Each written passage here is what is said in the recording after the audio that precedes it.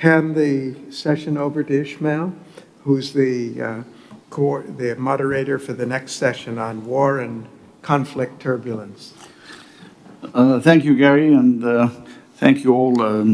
You have before you a very brief and succinct introductory paragraph, small paragraph about what we're supposed to be addressing, and specifically to examine the drivers of the conflicts that are all around the world, the implications of the U.S. national security strategy, which, as you know, moved away from the Atlantic Alliance, then the failure of deterrence frameworks, then the humanitarian toll of ongoing wars, and the prospects for de-escalation and sustainable peace.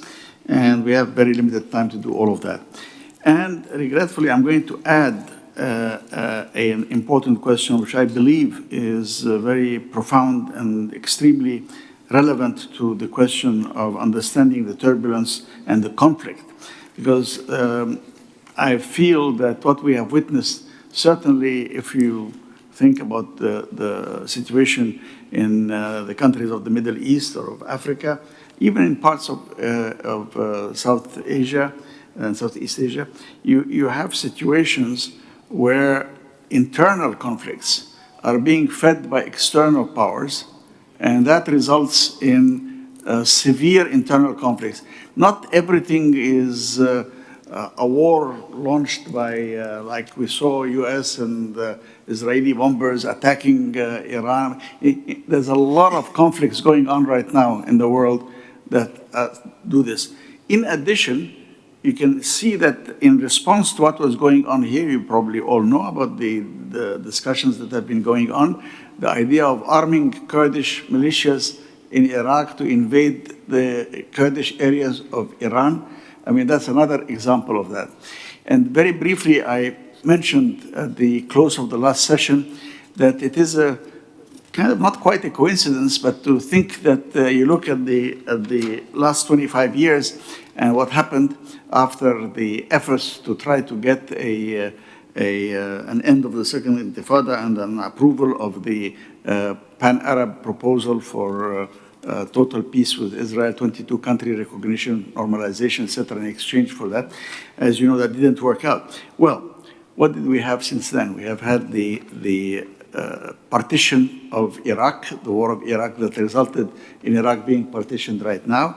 We have had basically the destruction and partition of Syria. We have had the destruction and partition of Sudan, first in north and south, and then between the north and Darfur. We have had problems, of course, in Libya, with two parts now, east and west are basically separate. You have Yemen has been divided as well, and you have, of course, Lebanon de facto, north and south. So these divisions are all in front of us. Fragmentation of states is not, so the wars are not just wars going on by a unified state launching a war against another state as part of a security strategy, or you talk about the deterrence going on.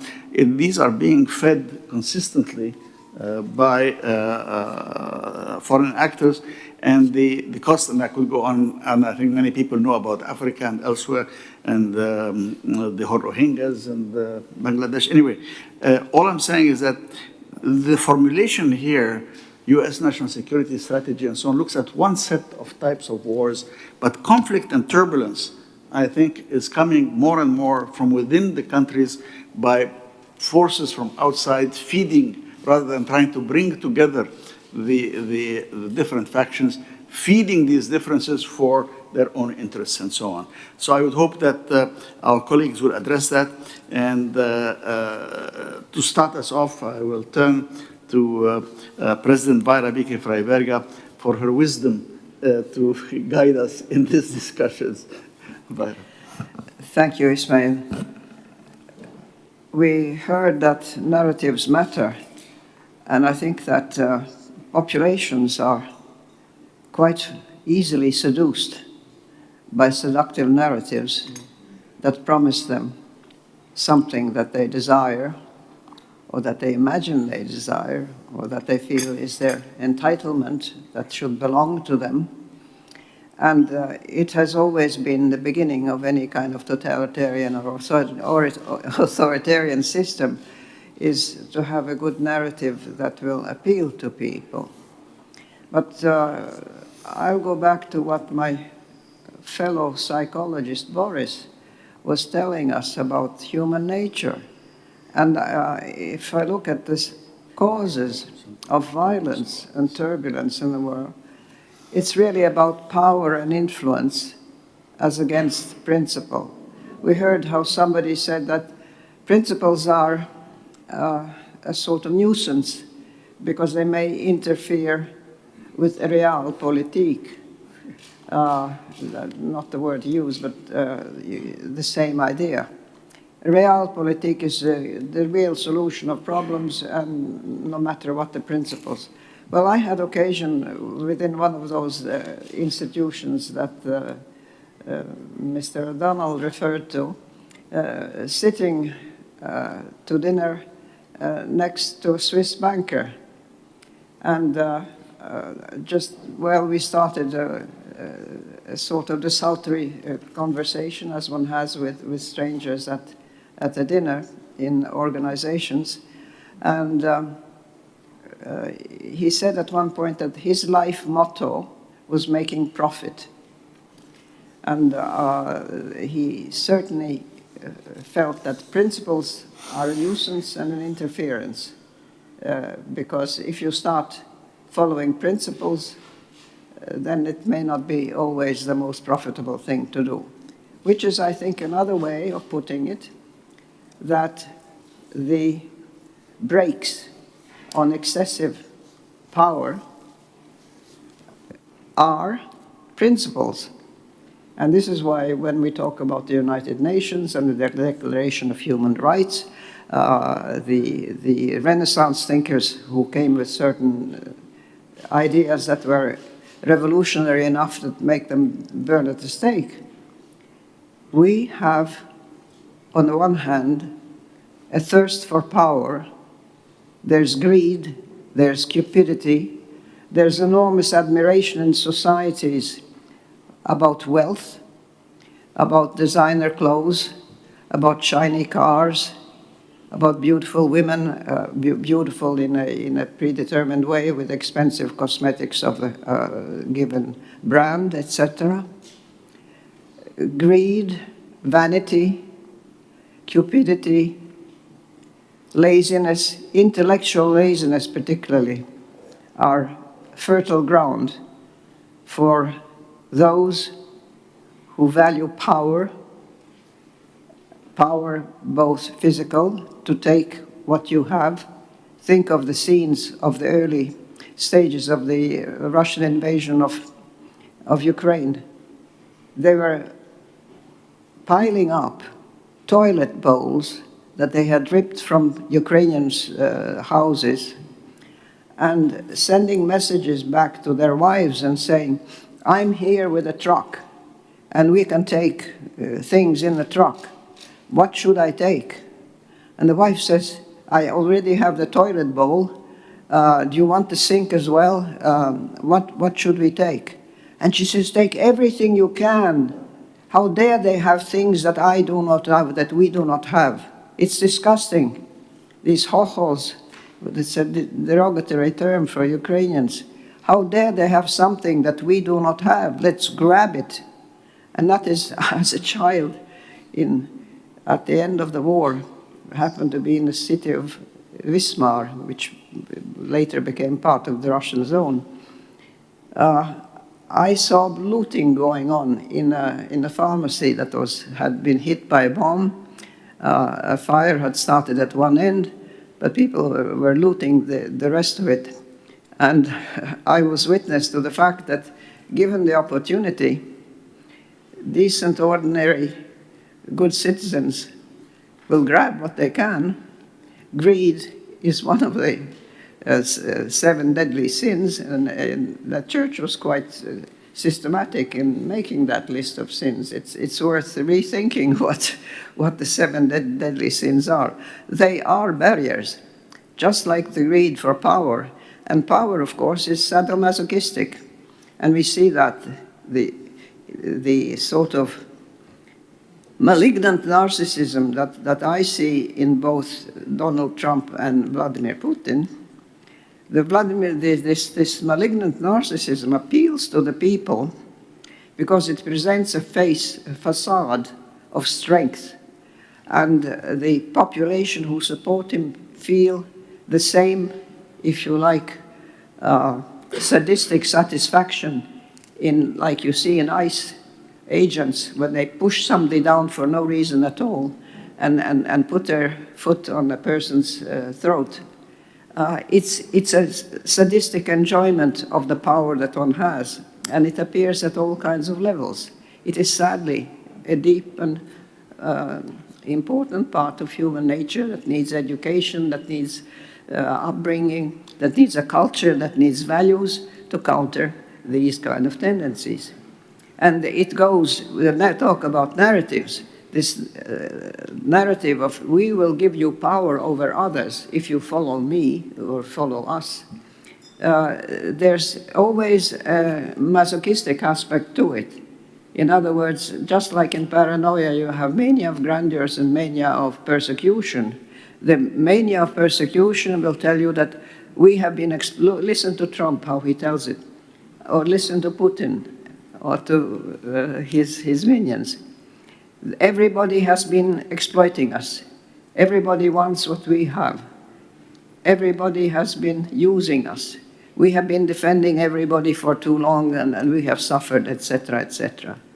So this sadomasochistic narrative, the hero worship of narcissistic leaders, who frequently the most successful ones are malignant narcissists, and who do enormous harm to their society and to the world at large.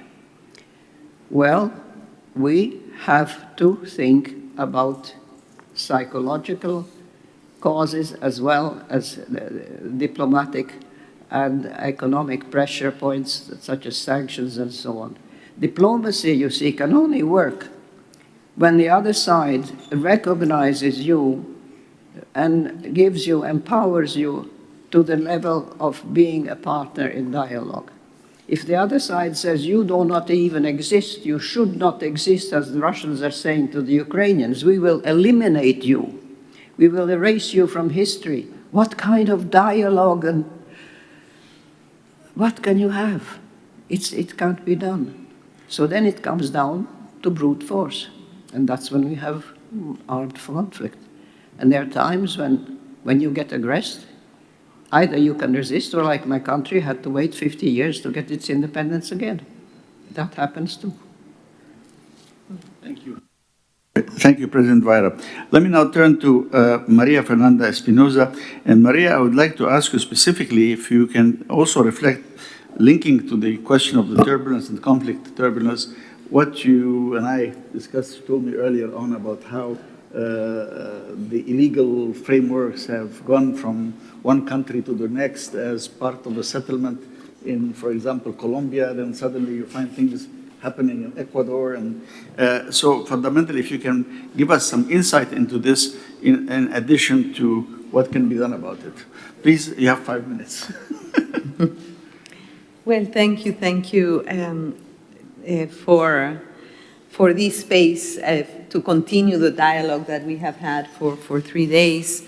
Thank you to the World Academy of Arts and Sciences, which I'm a proud member of, and to NGIC. And as a poet, I would like to start with words. And the first word I would like to start with is the word paradox. Because in listening to you, it's clear that we live in a world with sophisticated knowledge about practically everything, you know, from quantum physics to outer space and genetics.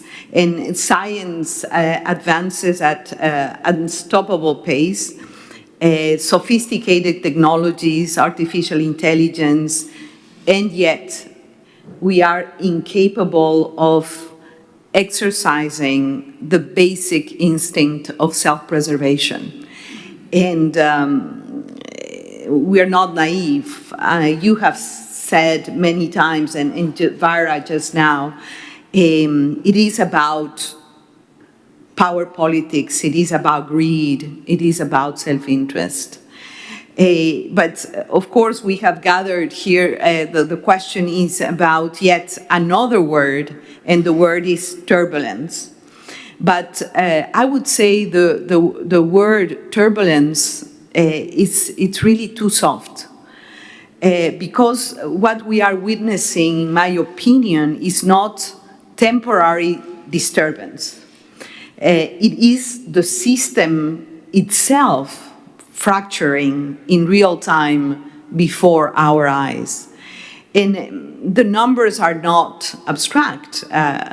In 2024, conflict deaths rose by 30% in 1 year to more than 233,000 people killed.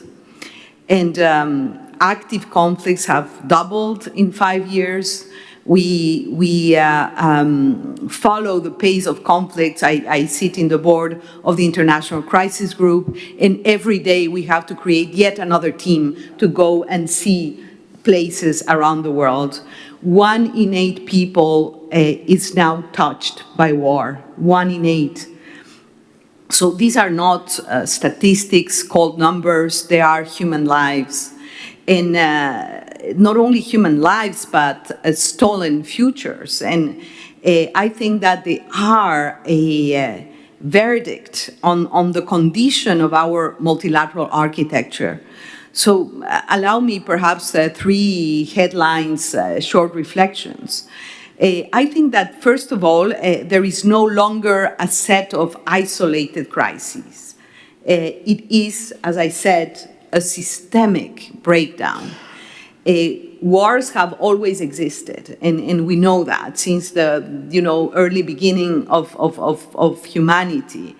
I think what is new today is their simultaneity, their interconnection, and the erosion of the diplomatic infrastructure meant to contain them. President Vara was saying it's difficult to exercise diplomacy when the other does not recognize you as a valid interlocutor.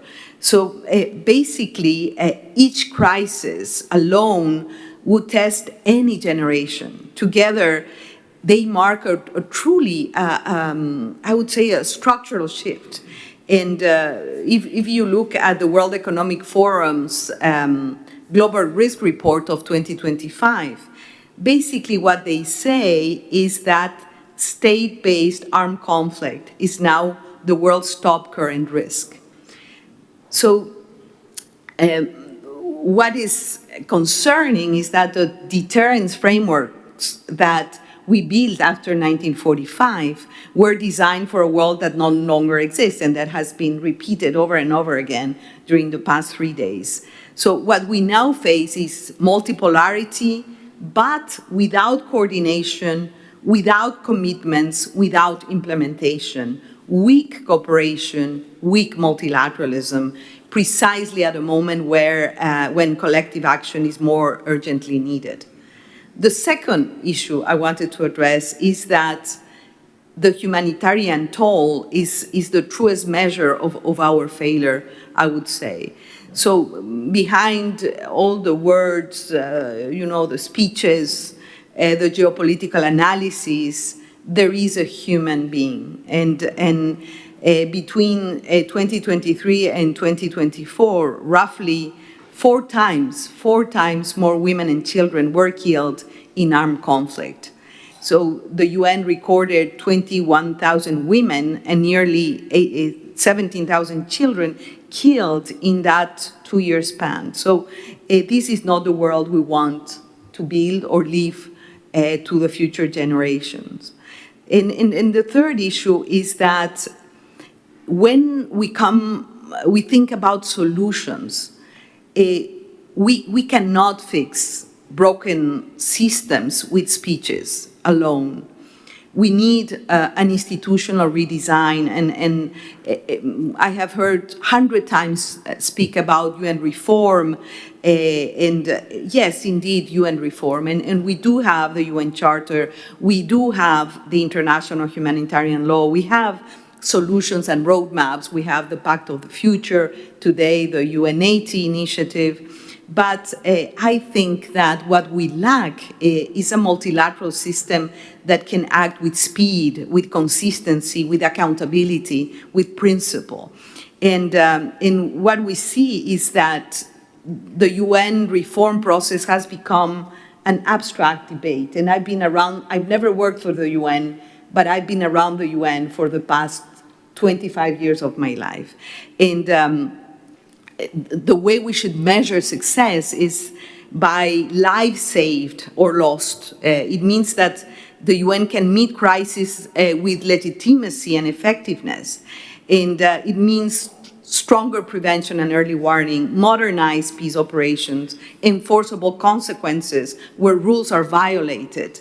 It means a multilateral architecture that reflects today's realities and delivers on its promises.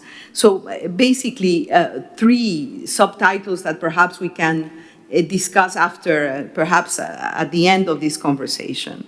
And I would say the number one issue is stop escalation of conflicts by changing the incentives. Changing incentives meaning accountability, not just issuing statements. Build a disciplined package of pressure and off-ramps consistent with consequences for violations of international humanitarian law. Tighter controls on armed flows and fuel atrocities. And credible time-bound diplomatic pathways. The second issue is put protection at the center. Civilians first. Women and girls first. And here we see the humanitarian architecture of the UN dismantled because of scarcity of resources. And this is not a lack of money. This is a lack of moral responsibility to what is happening. And the number three is to rebuild the machinery. We don't have the time here to go into the details, but an institutional design for a multipolar era. And that goes from the peace and security architecture and the early warning and preventive diplomacy machinery to the management of the UN, to the procurement systems of the UN, no? And I think that there are ways to make it happen. And basically, I think that at the end of the day, all these grand speeches come to one simple issue that perhaps the world can agree on. What is the starting point? What is that we can all agree on, the basics? And what are the basics? And I think that we all want, North and South, East and West, we all want people living with dignity and free from fear and free from want. That should bring us together. These are the principles of human security. And I think that I am an optimist and I believe in agency. I believe we can still make it happen. And to use Friedman's words, we have to work, we have the responsibility to make the unthinkable become inevitable in terms of redesigning the system we have. But unfortunately, the window is narrowing. So it's now or never. I think we are in a now or never moment. Thank you, Norbert.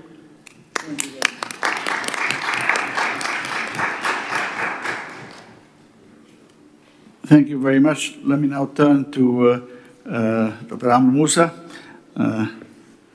Familiar topic, Amr. Give us the gist of your ideas, please. Thank you, sir. Thank you very much, Mr. Chairman.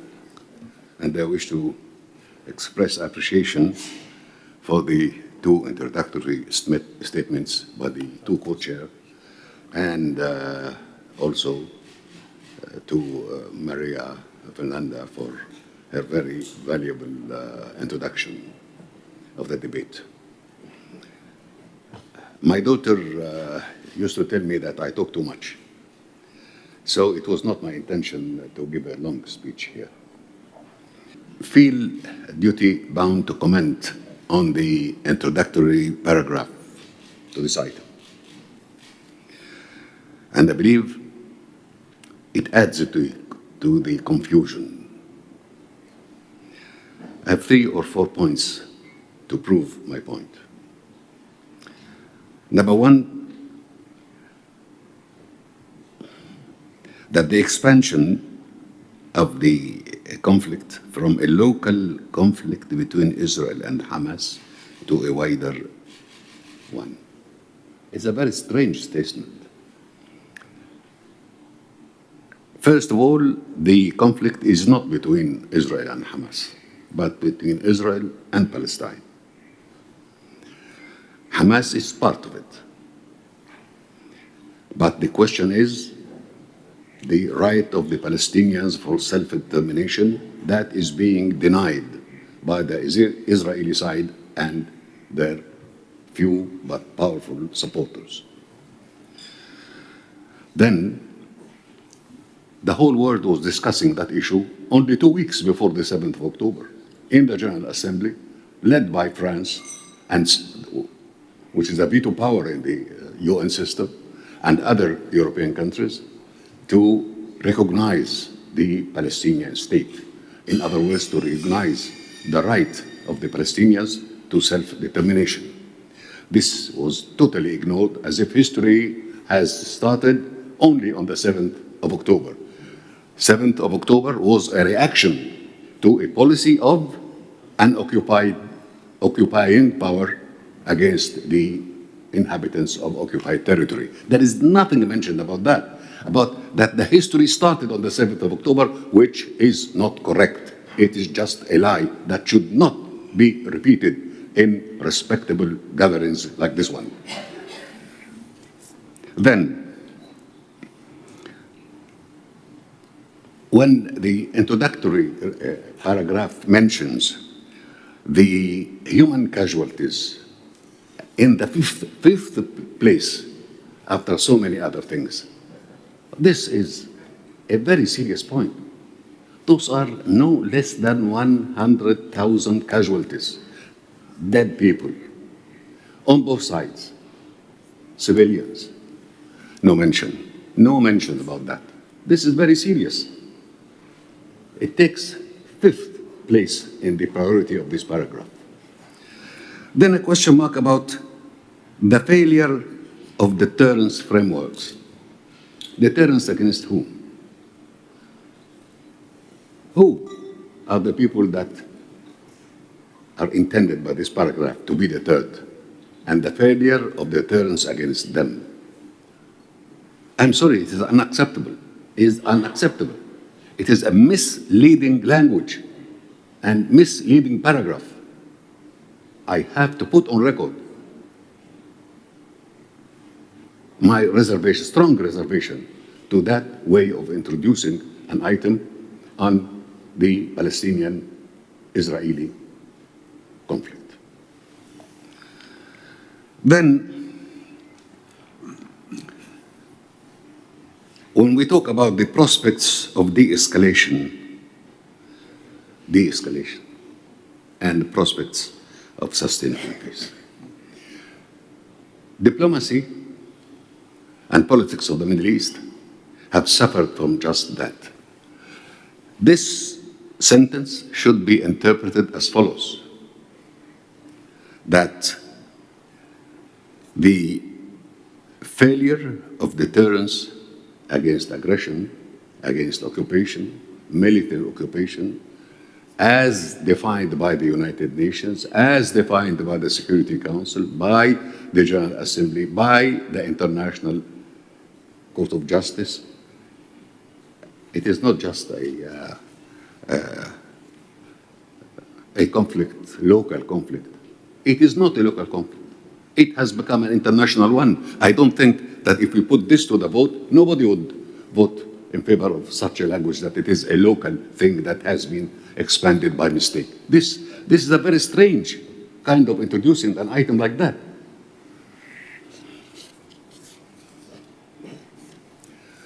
Then the issue of drawing the US into a war in Iran with implications for not just the region, but the whole world. Yes, of course.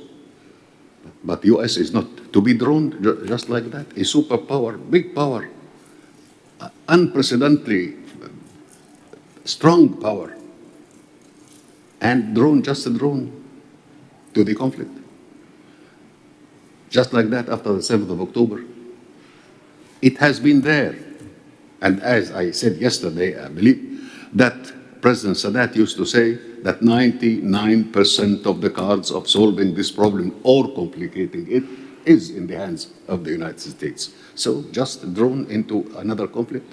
It was in the books. It was being discussed, prepared for.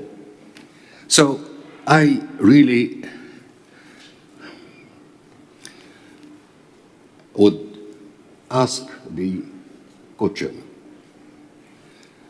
to deal with these such formulations very perceptive, that you should read it. We cannot accept, we should not accept such a language. The repercussions of what is going on would affect the future of the Middle East, so-called Middle East, and the future relations between so many countries on the Muslim side and the other sides. This is a serious thing, a serious challenge. And unless we, and this forum in particular, because it has expanded, a respectable forum, all sides are members of it, we have to play a constructive role in solving this problem. Yesterday, I called on the Jewish communities to join the Arab communities working together to put an end to this conflict. I was, of course, I had in mind what happened in New York City and other cities in the United States and in Europe, when the young Jewish students and professors joined the demonstrations against the war in Gaza, destruction of Gaza, casualties in Gaza, dead people in Gaza. All this is not mentioned in this paragraph or even referred to. So I'm sorry, the debate is wrong, and the introduction here is not useful. Thank you.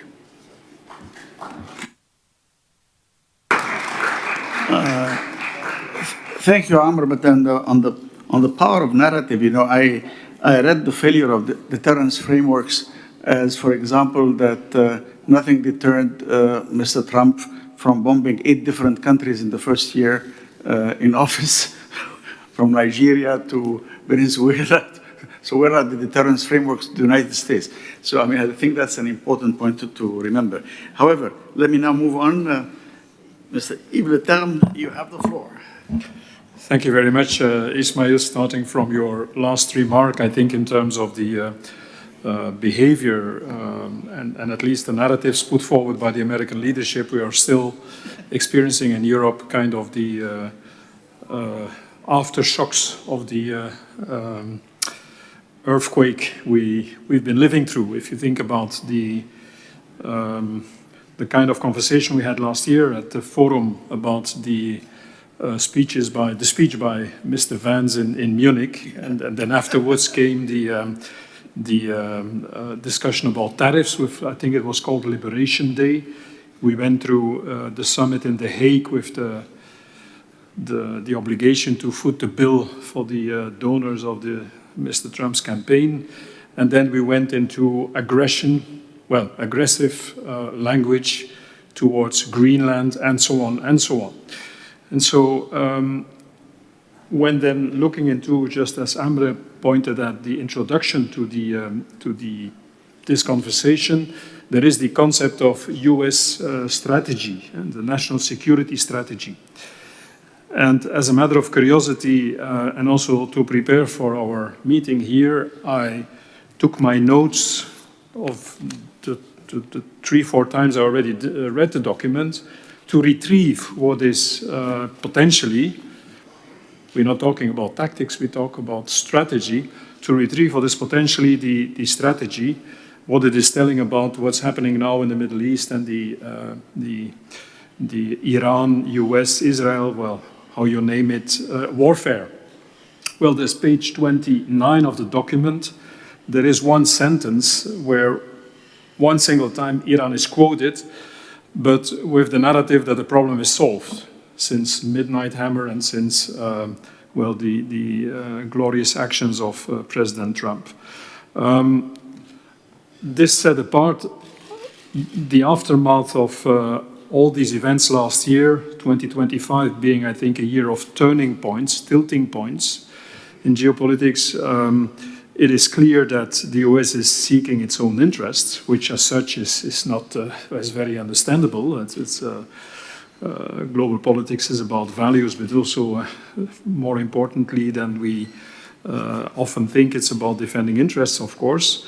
And in defending these interests, there is this strategy, but apparently it's not the Bible, and maybe the Bible is just the state of mind of the president, of this human being that has been elected as leader of the most powerful nation in the globe. And we are at the mercy of, maybe I exaggerate, of the mood that can on a daily basis change. And even more than in the first Trump term, this is rooted in an environment which is more systematically aiming at serving the own interests, including some financial interests. What is, I think, what adds to the dangerosity of the situation is, of course, the unpredictability that goes together with maybe the dependence on the personal feelings. And I think he used the word yesterday or the day before, my bones. I feel it in my bones or something. Yeah. So that's where we are. Let's face reality. All our very intelligent and fantastic conversations, and that are, I mean, brought to the table with the best intentions about geopolitics and about the future tomorrow, later today, next week, next month, and in some years, depend on the bones of the feelings of Mr. Trump. So that's the reality. And when there's an issue, of course, then the allies, so-called allies, that have not been even informed about the action in Iran, they are asked to, for instance, to take the responsibility in terms of freeing the Strait of Hormuz. And that makes clear what our position is as the other nations than the bacon on the hill that was the United States. So, of course, very humbly then, what is the impact of all this for the European Union? Economic giant, market, gigantic market, politically speaking, a kind of, well, younger person going to adulthood, but militarily a dwarf. And of course, and it has been said by very intelligent people over the last decade, that we have been living in a luxury position and we didn't prepare sufficiently for the future, and we are faced to have to prepare for the future, building up a European defense, where I think, contrary to the conclusions of the Hague Summit, when you look at the figures, and I started my career as a member of the Court of Auditors, and I'm always a little bit biased because I want to look into figures, when you see the military spending, Sanchez is not completely wrong. This is kind of the level of what Russia has been spending before it engaged in the Ukraine war. So it is not that we don't spend sufficiently as European nations. The point is we have no coordination, we have no even political will to better coordinate, to build European jets, to bring an army into a position, to have a European army, and to add to the pessimism that is overwhelmingly present, we are still not even starting to better coordinate. My country has just confirmed the purchase of extra F-35 jet fighters, which have, as you know, a switch kill, or kill switch, how is it called, that depend at a certain moment in terms of software, and readapting the software depends on the blessing of the US. Yeah, lack of cooperation, lack of integration, no European army, and even no, let's say, capacity to bring unanimously positions forward and stick to these positions. First of all, footnote, I find the current Belgian Prime Minister outstanding in terms of personal qualities, but yesterday he said in a newspaper, we urgently have to go to the negotiation table with Putin, because, as has been said by others, if you're not sitting at the table, you're on the menu.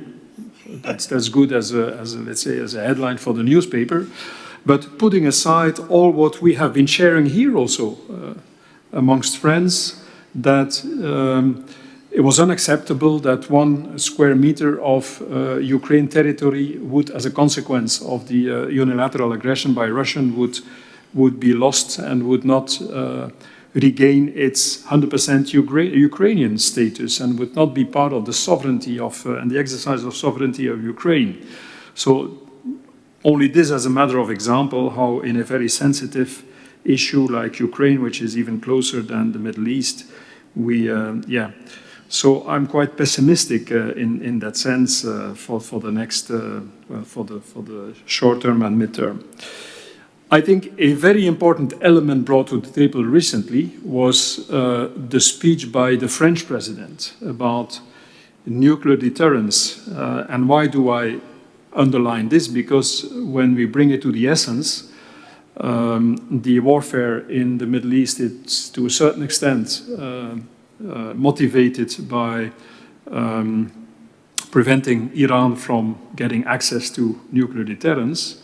And seen from the other side, it is clear that the capacity to, the possession of nuclear arms apparently is worldwide now the life insurance for states, even the most ugly states and systems like the North Korean one. And so the fact that Macron, a couple of weeks ago, I think, or last week, in his speech said that he, of course, they would keep the constitutional provision, French provision in place, that it's, at the end of the day, it's only ultimately the president that decides, takes the decision and is accountable for that decision, but that in terms of the positioning of the nuclear deterrence in the, let's say, the European security space, he's ready to cooperate with countries that are interested in this kind of, it's not an umbrella, but it's far from an umbrella when it comes to the functioning, but as a security asset. I think this is a very positive development, and I saw that I think something like 8 to 10 European nations have declared their willingness indeed to accept the invitation. I think that's maybe one of the only positive developments of the recent past. Indeed, I think to stay safe, you have to be respected, and to be respected, you have to be strong, and to be strong in this world, you have to have nuclear deterrence. And the fact that one of the P5 members and one of the holders of nuclear deterrence wants to see this in a more global European safety architecture is a positive element. To conclude, to say at the end a few words about where we are in terms of the response to what's happening in the Middle East and more globally in terms of security. It has been said before, but just to underline again that the only plausible alternative we have now to a standstill faced with the failure of the United Nations is to form coalitions of the willing, is go to see who in the world wants to reconstruct, to reinforce, to starting from, not from scratch, but from what we have at the United Nations, who wants to join us in paying efforts to rebuild. And of course, there has been the speech by Mr. Carney, the Canadian Prime Minister, but there's also the Chinese attitude. It was said by Ismail, and we had a private conversation even this morning or yesterday about the Global Governance Initiative. You can say whatever you want about the Chinese, but they are very predictable, and they have put proposals on the table. So let's accept the invitation, and let's, from our side, add to the conversation and see even more than China, what other kinds of nations like Canada and others, I'm sure in Asia you find also others than China, but who is ready to join forces and confronted with chaos, try to rebuild something. And certainly for a European, I think it's important that this would be done, where I think the European Union also has to think about the problem of having been guided over the last decade by the US leadership, including the Biden administration, closing markets, having all kinds of policies put in place to disconnect from China. I won't elaborate on the conceptual discussion about strategic autonomy and competition and so on. But as a matter of fact, I think, for instance, in foreign direct investment screening, we've been beyond what was needed in terms of safeguarding our own interests, and we served the American interests. I think we have to pull out some of these even legal provisions in our national legislations, be open with China to come to a constructive agenda. We lost some very important industrial battles, the solar panels, even the chips, and so on. We're very close to lose the battle about the cars of the future. We almost lost it. Let's see in terms of technology transfer and domestic production to what kind of agreements we can come with China as a very big market, but to conclude indeed as a gigantic market, but that's as a political, young adult maximum and as a military dwarf. Thank you. Thank you very much, Yves, for this thoughtful input from Europe and global as well. May I turn now to David Shekbazi. David? Let me start by saying it is a pleasure to see that the World Academy of Art and Science and NGIC are doing a joint event and working together, two major brands. Ladies and gentlemen, and I will read most of my statement for self-discipline because there's a lot of tempting tangents to go off on. We have just closed out the first quarter of the 21st century, and we're on the third month of the second quarter. And yet our instincts and behavior are as primitive as they were at the dawn of civilization. If you want something, take a bigger stick than your neighbor and use it. The sticks, in the meantime, have become sophisticated weapons that kill many people. I've coined a phrase for the current state of affairs, belligerent uncertainty. It's belligerent because the use and threat of force at every level have again become the tools of choice, despite the admonishments of the UN Charter and of the reams of international law that humanity has accumulated in over a century and a half. It is fraught with uncertainty because those wielding these tools with such abandon across the globe have no idea where their belligerence may lead. Indeed, the return of war as a tool of choice has almost entirely sidelined the multilateral diplomacy mechanisms set up over 80 years ago. This sad state of affairs is starkly reflected in the dysfunction of the UN Security Council. But we need to be honest with ourselves. It is not just multilateralism or the United Nations that are in crisis. It is the entire post-war system that is in crisis. This crisis developed with the collapse of the bipolar world 34 years ago, but has deepened in recent years. The reality is that we no longer live in a bipolar or unipolar world, and we're not yet in a multipolar one either, but rather in an unsettled world where multiple actors of different caliber with clashing interests are on the scene. Call it turbulence, if you will. And as a result, international law is sidelined, arms control and disarmament are not relevant, multilateral state of mind has been replaced by national egoism. This state of affairs is underpinned by the increasingly dysfunctional relationship among the three most powerful states, with a diminishing element of bilateral diplomacy and growing posturing due to the absence of rational policy towards each other. To complicate matters further, all three leading powers are facing various forms of transition of their own. The relationship at the quote-unquote top have a negative effect on the rest of the world, which is increasingly following the example of the most powerful large states and succumbing to national egoism that has eclipsed the multilateral state of mind and taken precedence over international law and human civilized cohabitation, leading to unprecedented geopolitical fragmentation.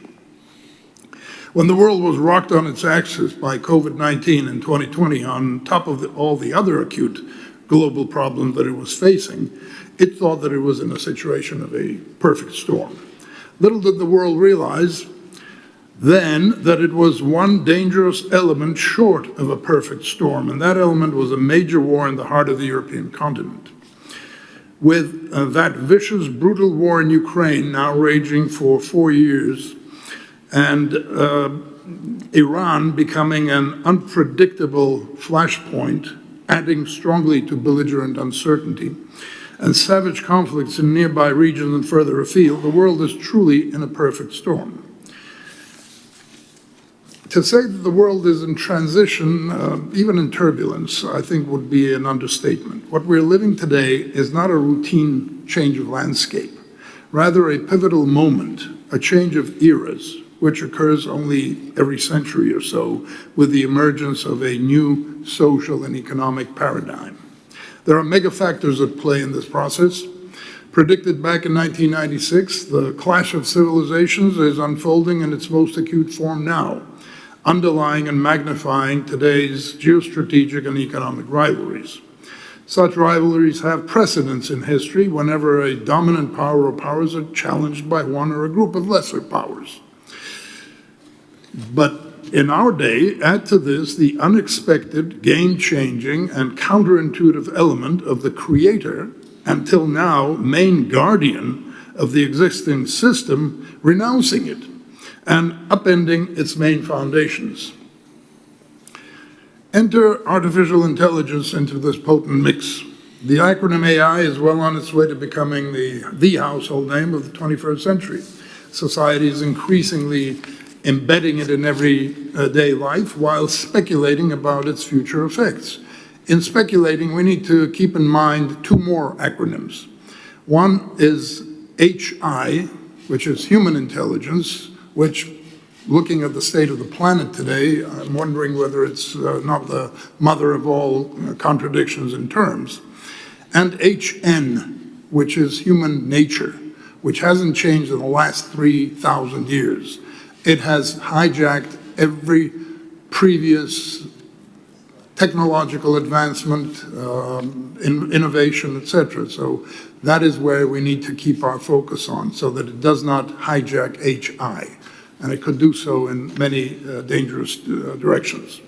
Paradigm shifts don't happen overnight. They happen at critical moments, crucial moments in history, mainly as a result of two types of developments. A military conflagration would be a more correct word, which we should do all we can to avoid, obviously, because it may well be the last cataclysm we create. And an economic tectonic shift akin to the introduction of gunpowder and firearms, or of the internal combustion engine, or of oil becoming the fuel for war and peace.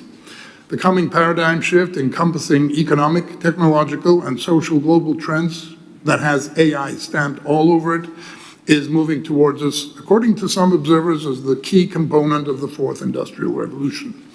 Together, all of the above has created a world situation of great danger, even by the standards of the classic Cold War. It is not yet a world war, but it certainly is a world at war. And the element that is missing that keeps me from not calling the situation a world war is the absence of direct confrontation and skirmishes between the leading powers. However, we see that they are proxy elements of that happening. In conclusion, you may well ask, where in all this is the United Nations? You may well ask, but don't. It's a sad story, and it requires another symposium. And let me close by leaving three questions up in the air with regard to the term turbulence. What will allow us to turn off the fasten your seatbelt sign? Who will turn it off? And who's the captain? Thank you. Thank you, David. Very nicely put. And now I'll turn to the last speaker, Eka Tsikarizi. Eka, you have the floor. Thank you, Ismail. I'll try to be brief. I'm mindful of the fact that we have very limited time and we are already within the time frame of the next panel discussion. So I'll try to do it in points, perhaps, and then some of it might be echoing to what has been already said, but maybe summarizing some of the arguments. I want to echo what Maria mentioned. It's not an abnormality. It's not an ad hoc turbulence. It's something that has become a hallmark of where we are in this transitional period. And then this transition, we knew that this transition was happening already. I mean, there was an understanding already that the world order was moving. We already for many years now, at least 5 that I can recall, talk about tectonic shifts when it comes to the international order. But what is clear now is that it will be very rough transition. And the turbulence will be a hallmark of it. It will not be structured, it will not be thought through transition, but we will come to that point only after the process will get even worse than it is now, because we are on that trajectory of confrontational turbulence and belligerence.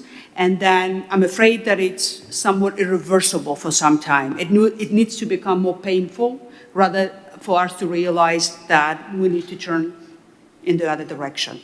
That's one. And then what was the turning point when irreversibility became more apparent, perhaps, at least in my mind? That's when, as David mentioned, when US is the only remaining superpower, and then one of the key co-architects of the Second World Order as we knew it after the Second World War, seems to cease interest in it. So it became already apparent now, the way we see how unilaterally US acts, that it has no interest in reincarnating, patching it up, or to have the transition done in a structured way. US sees that this transition is already fully underway. There are competing forces, and until the time comes when other major powers will be more on par with the US in this competition, because they are not so far, it needs to start muscling up the leverage to position itself at the point when it would be, if not the captain, but perhaps one of the key architects shaping up the future global order. Now, whether or not that will materialize, we don't know, but at least that seems to be an intention. And then the point of crossover, so to say, from the side of the US, and the very clear marker to me that that decision was made in these unpredictable narratives and statements and actions, and quick ones from the side of the US administration, was the deliberate choice that the US made to act unilaterally, not from the rest of the world, not from the UN, but from the NATO allies. Because when that happened, to me it became vivid that US did not even contain itself from creating an open optics of that rupture, by that identifying that it doesn't need to have alliances and then partnerships like transatlantic alliance for it to be able to position itself strategically, and then for it to be an actor that could still dominate the process of shaping up the world order. National security strategy of the US is quite clear, I think, in identifying that US doesn't want to be the sole superpower taking responsibility for the world. It just wants to be in a better position to negotiate that and shape that order to the benefit of the US national interest. And I think that's something that especially EU and NATO member countries need to face. Now, getting back to the solutions, perhaps, we have had that question right at the beginning of this part of our event being asked, what do we do? What are the solutions in that regard? And I want to concentrate on Europe in that regard, because Europe is a significant actor, power, not just economically, but I would hope geopolitically as well, but Europe needs to prove that it's capable to match up the challenge, historical challenge that it has. For far too long, Europe was very content to benefit from the security being underwritten by the US, and then being in a position where it could be the regulatory superpower, almost, and then having that economic attractiveness for the rest of the world. Americans are clear now. Security will not be underwritten by the US, and either Europe will have to take the pain of becoming an actor that could have not just in words, but in action its strategic autonomy, and then become a security and geopolitical actor as well. Otherwise, we will lose an actor that has the biggest capacity right now to be the champion of rules-based international order in terms of capacity, willingness, and then political culture to push for that. So my only wish is for Europe to match up that historical challenge and to prove that there is that possibility that Europe could play a role in this direction. Past is past. Europe has been complicit for far too long again for unaccountability of the actors like Russia, but then now is the momentum when Europe could act in a very decisive way. And I cannot not to recall my reflections and images from this year's Munich Security Conference. I had a little bit of a déjà vu of 2022 when the imminence of Iran war was not really felt that much. The whole conference, part of the conference was rightfully so about war in Ukraine. It's the war that is raging still on the European continent, it's right there in Europe. So that's understandable. But the war in Iran was still sort of a speculation more rather than something that could have felt that imminence of that coming up, something that can put the whole world in economic shock at least, if not more.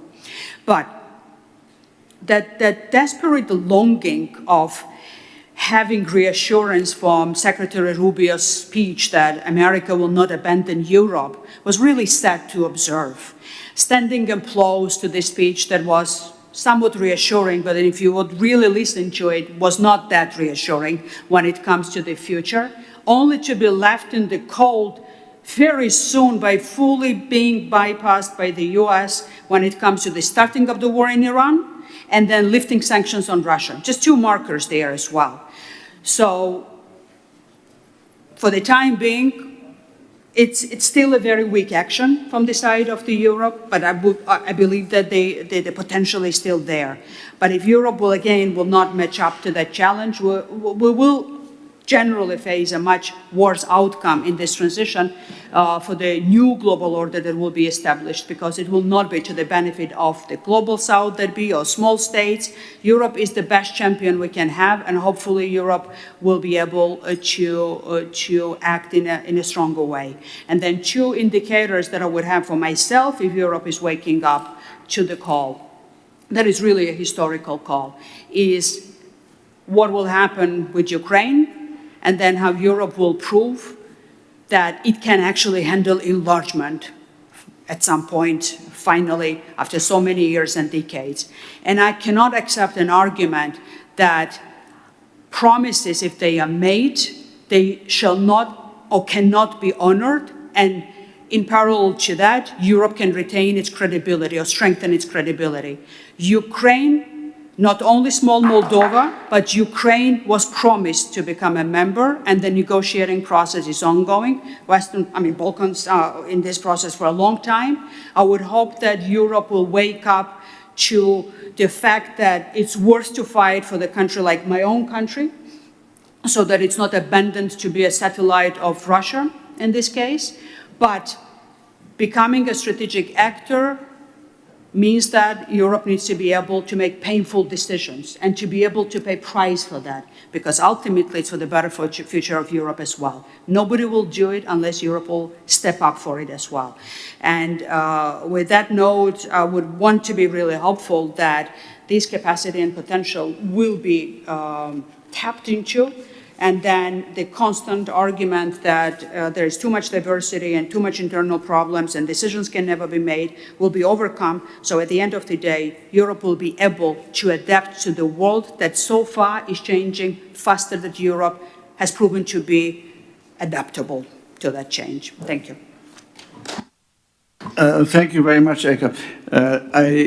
I have to sort of report back to everybody. We are 3 minutes over our time limit, but we started late, and there's been an ongoing build-up of delays. However, I have a note from my friend Peter Galbraith, who pointed out that there's a lot of discussion of Ambassador Peter Galbraith of the United States, but he pointed out there's a lot of discussion going on about the United States policy, and no American voice has been heard. So if I may ask the indulgence of the group that we give, say, 3 to 4 minutes to Peter to bring in a new dimension into the discussion before I hand over to the next chair.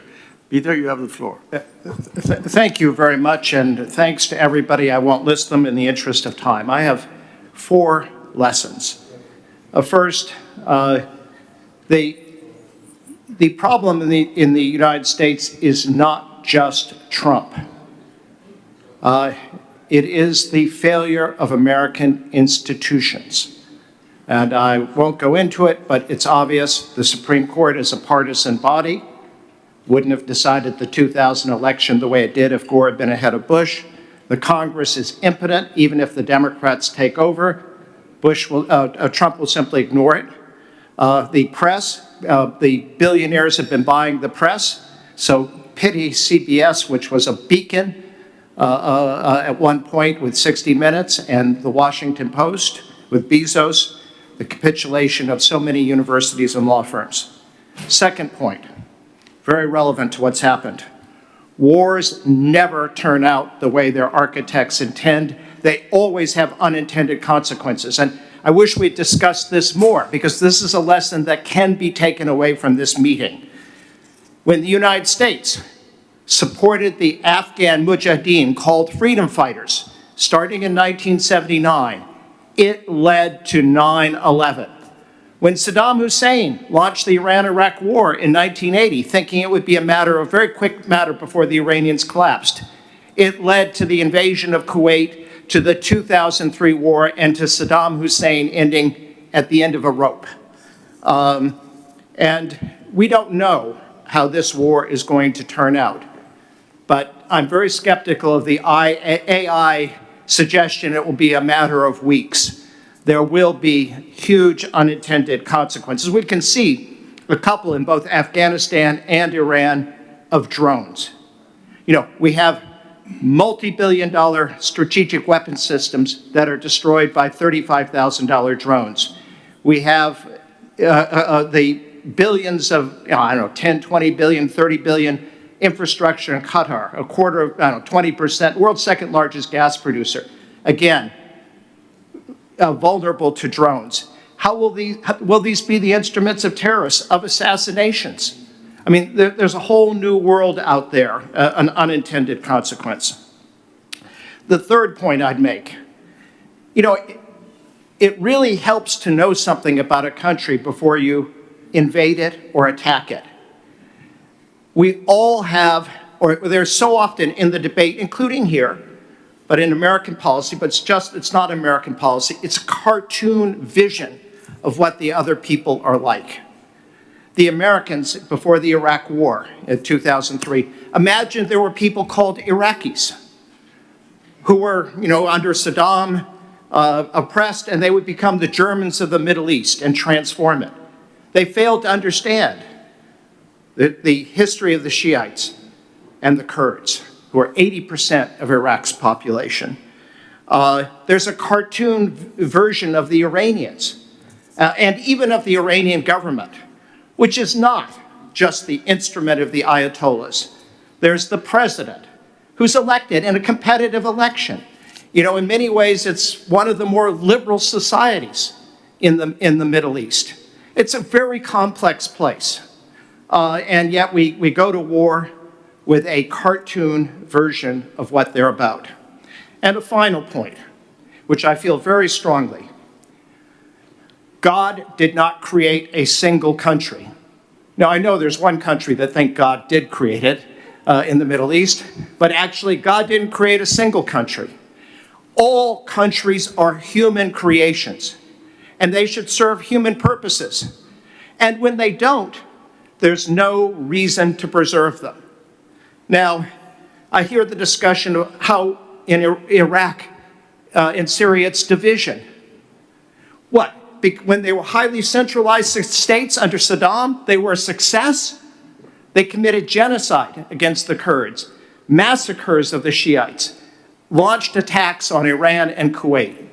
The centralized Iraq was a disaster. Was the Assad regime for 50 years a success in Syria? No, of course not. But why not respect the rights of people to self-determination? Again, I'll say this, the Kurds, in a referendum in which there was phenomenal participation on September 25th, 2017, voted 93% for independence. Iraq is relatively stable because Kurdistan is, under the Iraqi constitution, de facto independent. It has its own parliament, its own president, its own army, and it has the right to cancel the application of virtually any Iraqi law in Kurdistan. It can create its own law. And incidentally, everybody likes to blame the United States. This was done over the opposition of the United States, which wanted a highly centralized Iraq. In Syria, now the United States is supporting Shara and a more centralized Syria. Who is Shara? This is a guy who 18 months ago had a $10 million bounty on his head for being a terrorist. And what has the regime in Syria done since it took power? It's massacred the Alawites on the coast. It's massacred the Druze, and it has attacked the Kurds. How is it that a centralized Syria would be a good solution as opposed to what the Kurds, Druze, and Alawites seek, which is a federal Syria with high levels of self-government? Finally, in the modern world, there are some examples of this. Canada agreed that the people of Quebec could have a referendum on independence. And if they had voted, it was like 50.5 to 49.5. It wasn't the end of the world. Britain agreed that Scotland could have a referendum, and maybe after Brexit, Scotland will agree. Now you say, you're an American, you had the Civil War, you would never agree to it in the United States. Nonsense. If Texas wants to secede, and that is in the Republican Party platform of Texas, my attitude as a New Englander is, don't let the door hit you on your way out. But my real point is, countries should serve human purposes, and not all the lines on the map do that anymore. The important point is to avoid violence, not to keep countries together. And that's what we should look to go forward.